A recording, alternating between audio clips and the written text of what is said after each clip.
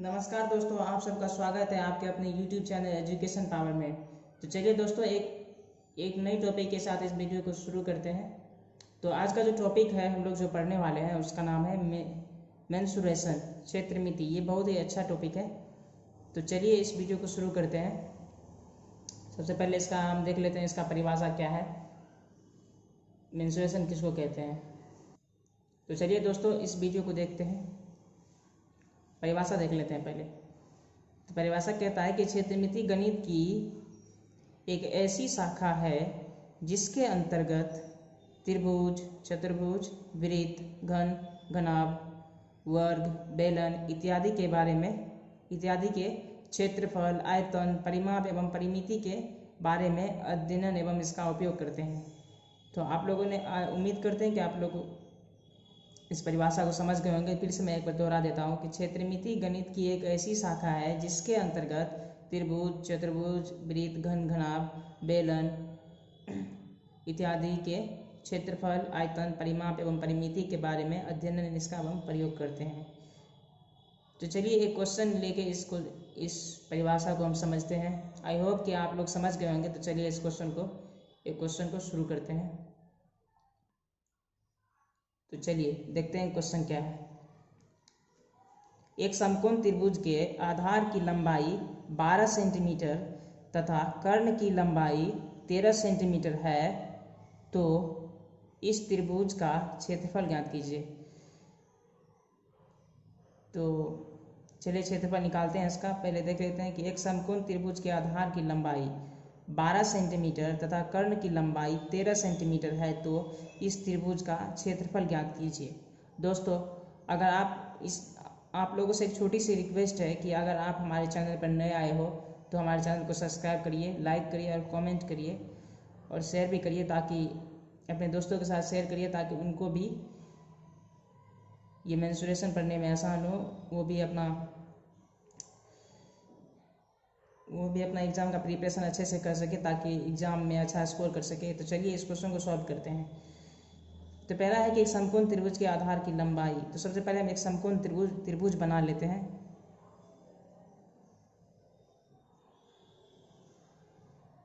ये रहा समकोण त्रिभुज। और समकोण त्रिभुज में क्या होता है, 90 डिग्री का कोण होता है। इसको ए मान लेते हैं, ये बी और ये सी। ये हो गया आधार, इसको बोलते हैं कर्ण,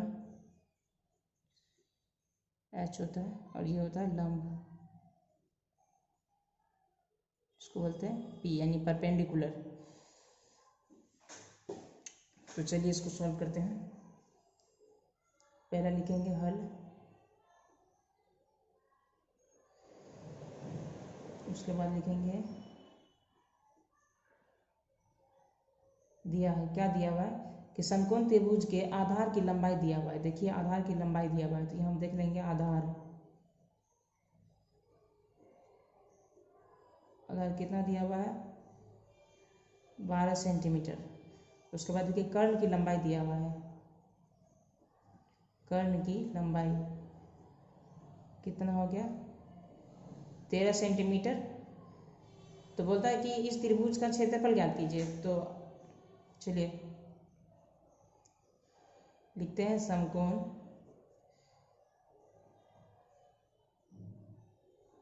त्रिभुज का क्षेत्रफल, समकोण त्रिभुज का क्षेत्रफल। तो समकोण त्रिभुज का क्षेत्रफल निकालने से पहले हम लोग देखेंगे समकोण त्रिभुज में क्या होता है। समकोण त्रिभुज में होता है कि दो भुजा का योग तीसरी भुजा से बड़ा होता है। तो लिखेंगे यहाँ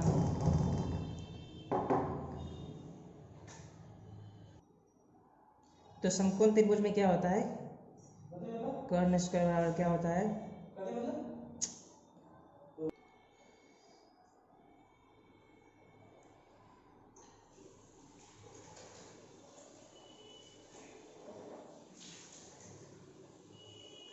ये होता है। तुमको निकालना क्या है,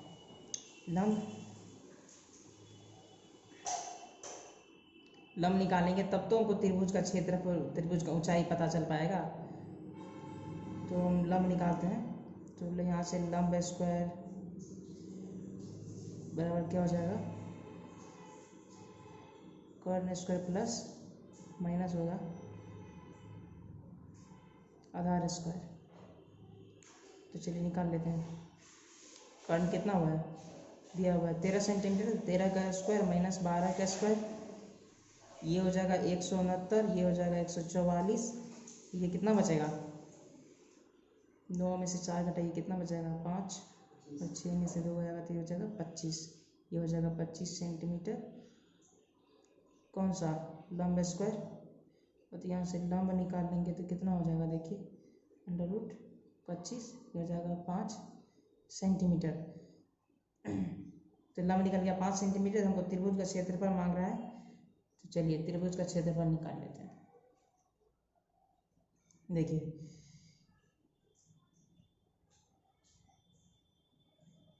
त्रिभुज का क्षेत्रफल क्या होता है, 1/2 गुना आधार गुना ऊंचाई। यहाँ से लिख लेंगे 1/2 गुना आधार, देखिए कितना दिया हुआ है 12 सेंटीमीटर, तो ये हो जाएगा 12, ये ऊंचाई हो जाएगा 5, ये से ये कैंसिल, ये कितना हो जाएगा 6×5 30 सेंटीमीटर स्क्वायर, ये हो जाएगा आपका आंसर। और यहाँ से देखिए, और ये हो जाएगा आपका ऑप्शन बी सही हो जाएगा। तो चलिए देखते हैं नेक्स्ट क्वेश्चन। तो चलिए दोस्तों हम आगे बढ़ते हैं। तो इस क्वेश्चन को देखिए, उम्मीद करते हैं कि आप लोगों को पिछला वाला क्वेश्चन समझ में आ गया होगा। तो चलिए इस क्वेश्चन को देखते हैं। क्वेश्चन क्या कहता है कि एक त्रिभुज की भुजाएं क्रमशः 13 सेंटीमीटर, 14 सेंटीमीटर तथा 15 सेंटीमीटर लंबी है, तो इस त्रिभुज का क्षेत्रफल निकालें। सबसे पहले हम एक त्रिभुज बना लेते हैं। ये हो गया त्रिभुज, ये ए हो गया, ये बी, ये सी हो गया। तो यहाँ लिखेंगे हल। तो देखिए यहाँ पर दिया हुआ था क्या कि इसकी एक त्रिभुज की भुजाएं क्रमशः 13 सेंटीमीटर, 14 सेंटीमीटर, 15 सेंटीमीटर लंबी है, इस त्रिभुज का क्षेत्रफल निकाले। तो एक त्रिभुज बना लिए, इसको ए मान लिया, इसको बी और सी हो गया। पहला है 13 सेंटीमीटर, दूसरा है 14 और तीसरा 15 सेंटीमीटर यहाँ दिया हुआ है। देखिए जैसा कि हमने यहाँ लिख दिया है, ए 13 सेंटीमीटर, बी दिया हुआ 14 सेंटीमीटर और सी 15 सेंटीमीटर। तो त्रिभुज का क्षेत्रफल क्या होता है, 1/2 गुना आधार गुना ऊंचाई, यानी बी गुना एच। तो इस यहाँ पर जो है, इस जो जनरली त्रिभुज का क्षेत्रफल होता है उससे ये इसका मान निकलने वाला नहीं है। हमको यहाँ हीरोन सूत्र का मदद लेना पड़ेगा। हीरोन सूत्र से त्रिभुज का क्षेत्रफल निकालना पड़ेगा, क्योंकि इसका तीनों भुजाएं यहाँ पर दिया हुआ है, ए बी सी दिया हुआ है। तो चलिए हम यहाँ हीरोन सूत्र से निकाल लिए हैं। इसका क्षेत्रफल क्या होता है, √S × S - A × S - B × S - C। तो इसका परिमाप, इसका अर्ध परिमाप होता है। तो 2S यहाँ से निकाल लिए, यहाँ परिमाप होता है A + B + C। तो चलिए A + B यहाँ देखिए 13 + 14 + 15 = 42 सेंटीमीटर हो गया। अब 2S बराबर क्या होता है, A + B + C, ये फॉर्मूला होता है। तो S बराबर हो जाएगा A + B + C/2, यहाँ हो जाएगा 42/2 यानी 21 सेंटीमीटर। तो S बराबर हो जाएगा यहाँ से 21 सेंटीमीटर। तो चलिए हम लोग इसका क्षेत्रफल निकालते हैं। तो त्रिभुज का क्षेत्रफल क्या हो जाएगा, S × S - A × S - B हो जाएगा S - C। तो चलिए S का वैल्यू दिया हुआ है, S का वैल्यू आप लोग लिख लीजिए कितना है, 21 सेंटीमीटर है। तो 21 × 21 - A का कितना वैल्यू है 13, यहाँ से 21 - 14 और यहाँ से 21 - कितना हो जाएगा 15। यहाँ A की जगह पर रखे हैं वैल्यू, B की जगह पे यहाँ और C की जगह पे 15। तो चलिए निकाल लेते हैं 21। देखिए 21 में से 13 का कितना बचेगा 8, ये गुना हो जाएगा 8। अब देखिए 21 में से 14 घटाएंगे कितना बचेगा 7, और यहाँ 21 में से 15 घटेगा तो कितना बचेगा 6। चलिए 21 को तोड़ लेते हैं, 7 × 3 हो जाएगा 8 को क्या लिख सकते हैं 2 × 2 × 2, ये 7 हो गया। इस 6 को लिखेंगे 2 गुना 3। अब देखिए इसका जोड़ा लग रहा है यहाँ पर, इसलिए यहाँ अंदर में लिख लेंगे 7 का स्क्वायर गुना, देखिए एक 3 यहाँ है और एक 3 यहाँ है, तो कितना हो जाएगा, ये 3 का स्क्वायर हो जाएगा, 3 का स्क्वायर। ये देखिए ये जोड़ा लग रहा है, तो ये जो है 2 का स्क्वायर हो जाएगा। अब क्या बचा यहाँ, 2 एक यहाँ बचा और 1 2 यहाँ बचा, तो इसका भी जोड़ा लग जाएगा, पेयर हो जाएगा। तो चलिए ये हो जाएगा 7 का स्क्वायर 3 का स्क्वायर 2 का स्क्वायर गुना 2 का स्क्वायर। तो ये कितना निकलेगा, यहाँ पर 7 का स्क्वायर रूट में है तो एक 7 निकलेगा बाहर, यहाँ 3 2 है तो कितना निकल जाएगा, 1 3 बाहर निकलेगा, यहाँ 2 है 2 का स्क्वायर है, 1 2 निकलेगा, फिर 1 2 निकलेगा, तो कितना हो जाएगा, देखिए 2 दूना 4, देखिए दिखाई दे रहा है आप, 2 दूना 4 4 तिया 12 12 सत्ते 84 सेंटीमीटर स्क्वायर। ये हो जाएगा आपका आंसर, और यहाँ से बी हो जाएगा आप लोगों का आंसर। तो चलिए देखते हैं अगला क्वेश्चन। तो एक नज़र इस क्वेश्चन पे दीजिए, देखते हैं क्वेश्चन क्या है। देखिए क्या कहता है, एक समबाहु त्रिभुज की प्रत्येक भुजा 3√3 सेंटीमीटर लंबी है, तो इस त्रिभुज की ऊंचाई ज्ञात करें। त्रिभुज का ऊंचाई क्या होगा, समबाहु त्रिभुज का ऊंचाई। तो चलिए हम समबाहु त्रिभुज पहले बना लेते हैं।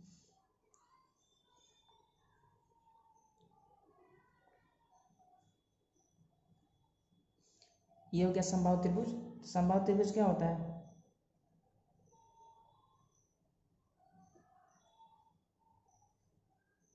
कि ऐसा त्रिभुज जिसका तीनों भुजा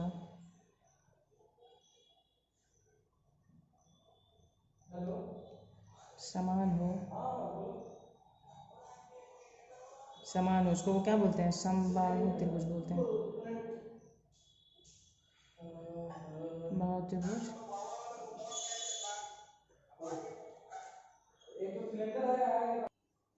चलिए देखते हैं समबाहु त्रिभुज, ऐसा त्रिभुज जिसका तीनों भुजा समान हो, क्या कहलाता है, समबाहु त्रिभुज कहलाता है। तो समबाहु त्रिभुज में क्या है कि ये इसका क्या हो गया, इसको लिख लेंगे,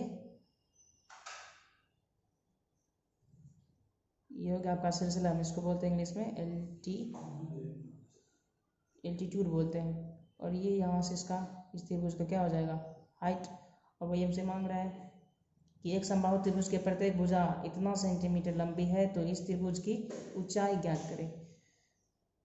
तो सबसे पहले हम देख लेंगे कि त्रिभुज का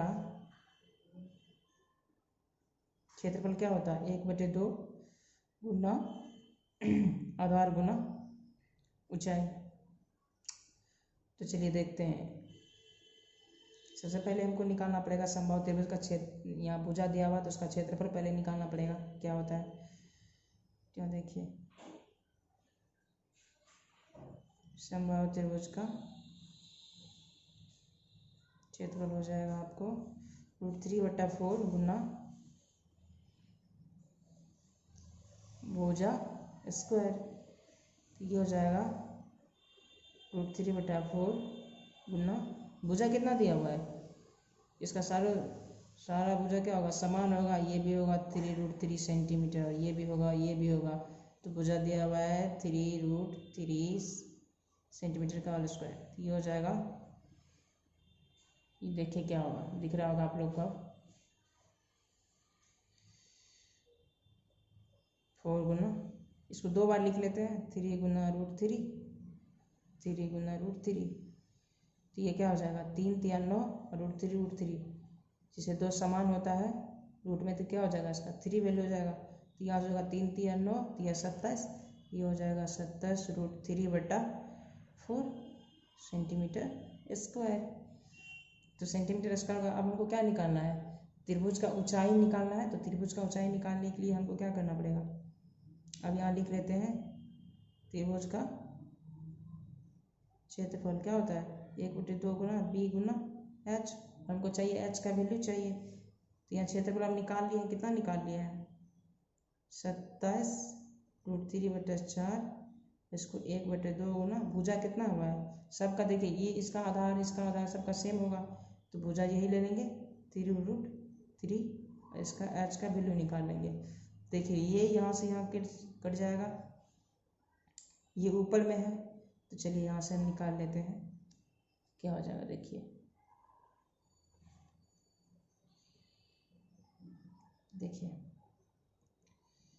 h बराबर क्या हो जाएगा, चूँकि h बराबर 27√3 बटे कितना हो जाएगा 3√3,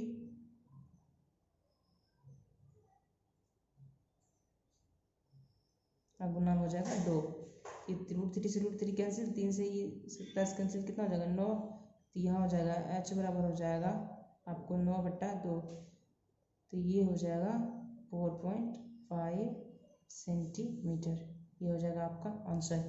यहाँ ऑप्शन से आपका ऑप्शन हो जाएगा, यहाँ पर देखिए कौन सा ऑप्शन हो जाएगा, ये हो जाएगा आपका ऑप्शन। तो उम्मीद करते हैं कि ये क्वेश्चन आपको समझ में आया होगा। तो चलिए नेक्स्ट क्वेश्चन देखते हैं क्या है।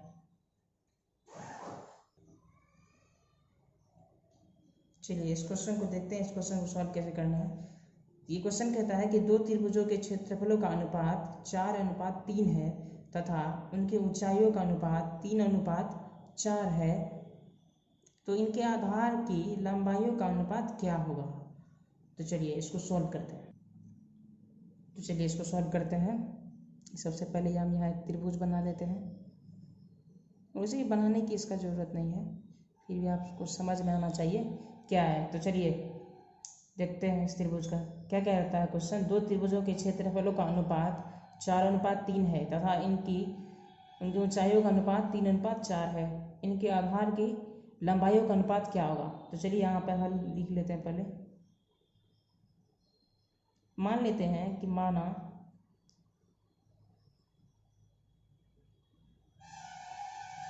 पहला त्रिभुज का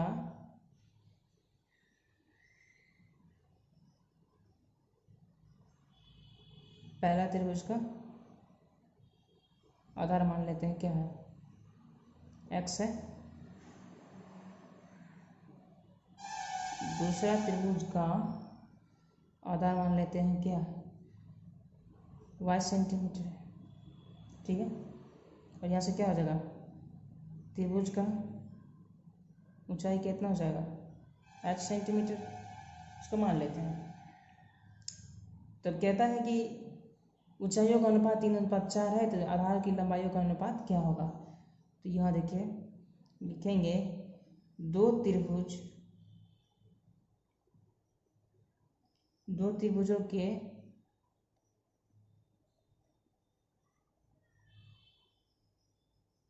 क्षेत्रफलों का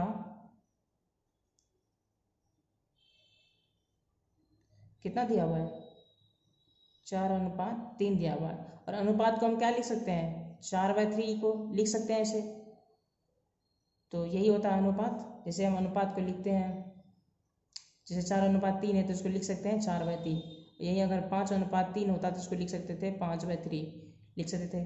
और यहाँ से देखिए त्रिभुज का क्षेत्रफल कितना होता है, 1/2 गुना आधार गुना ऊंचाई। तो यहाँ लिख लेंगे 1/2 गुना आधार कितना माने हैं, ये b है, ठीक है। तो आधार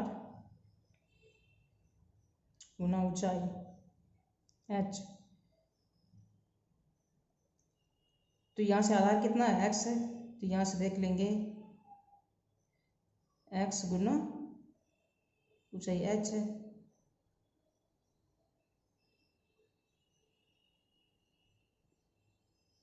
चार बटे तीन है। तो यहाँ से देखिए आप लोग,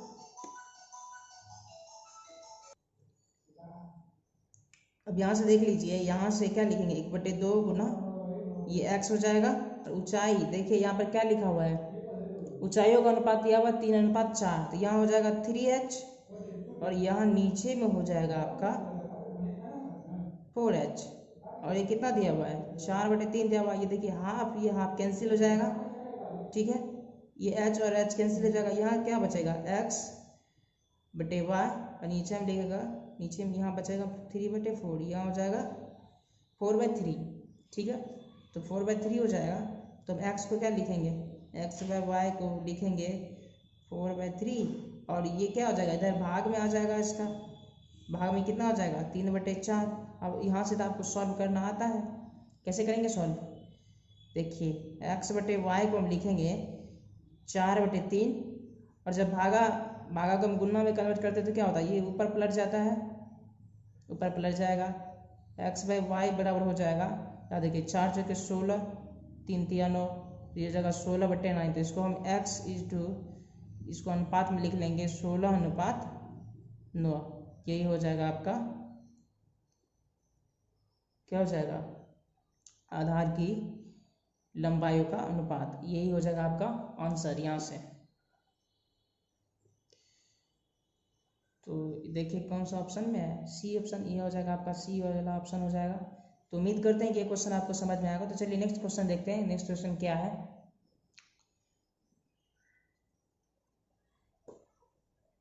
चलिए देखते हैं इस क्वेश्चन को क्या है। कहता है बी आधार वाली त्रिभुज की ऊंचाई आधार से दुगुनी है, तो इस त्रिभुज का क्षेत्रफल क्या होगा। देखिए SSC 2002 में पूछा गया क्वेश्चन है, ये आप VBI कर सकते हैं, आप वेरी वेरी इंपॉर्टेंट कर सकते हैं। मान लीजिए क्वेश्चन नहीं आया तो इसके जैसा क्वेश्चन आ सकता है, डाटा चेंज हो जाए, या 20 के 80 हो जाए, या त्रिभुज की ऊंचाई जहाँ पर लिखा हुआ है 2 गुनी तो वहाँ 3 गुनी हो सकता है।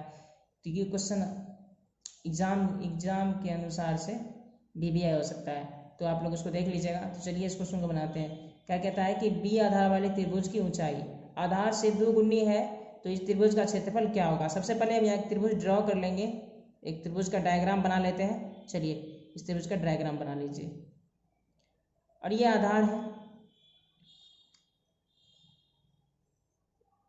आधार को इसको क्या मान लिया है, बी मान लिया है, बस इतना ही फर्क है, कैपिटल बी मान लिया है बस, और कुछ नहीं है।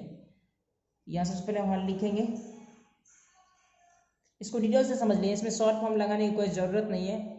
जब तक आपको पूरा अच्छे तरीके से नहीं समझ में आएगा तो आप शॉर्ट फॉर्म नहीं बना सकते हैं। सबसे पहले इसको सॉल्व करते हैं, देखते हैं। यहाँ लिख लेंगे आधार, बी को क्या मान लिया है, कैपिटल बी मान लिया है, मतलब बड़ा बी मान लिया। यहाँ से ऊंचाई कितना हो जाएगा, ऊंचाई जो है एच जो है वो कितना होगा। यहाँ देखिए क्या कह रहा है कि आधार वाली त्रिभुज की ऊंचाई आधार से 2 गुनी है, मतलब इस आधार से 2 गुना क्या है, ऊंचाई है। तो यहाँ लिखेंगे 2b, जैसे हम बोलते हैं श्याम की उम्र राम से 2 वर्ष अधिक है, तो किसका अधिक है, राम का अधिक है। किससे कंपेयर किया जा रहा है, श्याम से। ये इसी तरह यहाँ पर भी है, देखिए ऊंचाई आधार से 2 गुना है, तो ऊंचाई 2 गुना है किससे, आधार से। तो बस ऊंचाई और आधार मिल गया, तो यहाँ से हम त्रिभुज का क्षेत्रफल निकालेंगे। त्रिभुज का क्षेत्रफल क्या होगा, देखिए त्रिभुज का क्षेत्रफल होता है 1/2 गुना आधार गुना ऊंचाई। यहाँ लिखेंगे 1/2 गुना आधार कितना है b, और ऊंचाई भी इसका कितना है 2b। ये 2 से 2 कट जाएगा, यहाँ होगा b का स्क्वायर और सेंटीमीटर स्क्वायर, ये हो जाएगा आपका आंसर। और यहाँ से देखिए कौन सा आंसर हो जाएगा आपका, बी आंसर हो जाएगा। तो दोस्तों उम्मीद करते हैं कि आपको ये वीडियो पसंद आया होगा, और अच्छा लगा होगा तो अपने दोस्तों के साथ भी शेयर करिएगा, और एक लाइक तो ज़रूर करना है आप लोगों को। चलिए मिलते हैं एक नई वीडियो के साथ, तब तक के लिए जय हिंद दोस्तों।